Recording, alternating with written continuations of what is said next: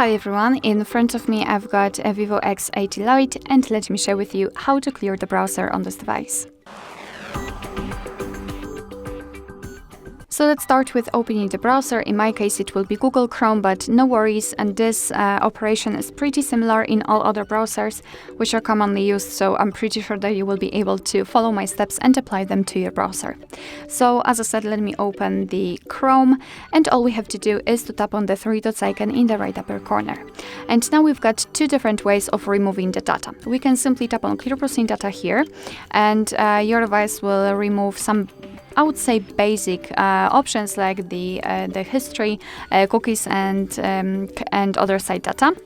You can change the time range and then simply tap on Clear Data.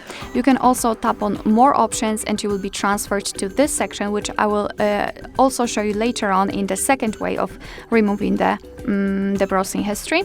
And you can mark advanced options like saved passwords, autofill from data, and site settings. You can also change the time range here, so from last 15 minutes to all time. But before we will tap on Clear Data, I'd like to show you the second way of removing the browsing history, because there you can also do it manually. So let's tap on the three dots icon and tap on the history.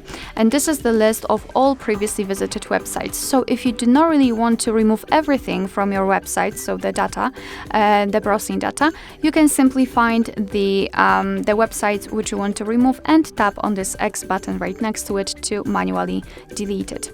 Now let's enter the section which I've shown you previously. So simply tap on Clear Browsing Data, and as you can see here, we've got it.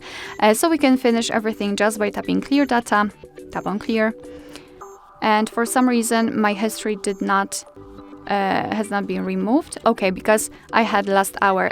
So let's change it to all time, tap on Clear Data, and as you can see, the history is empty. Alright, so that will be all. Thank you so much for watching. I hope that this video was helpful, and if it was, please hit the subscribe button and leave the thumbs up.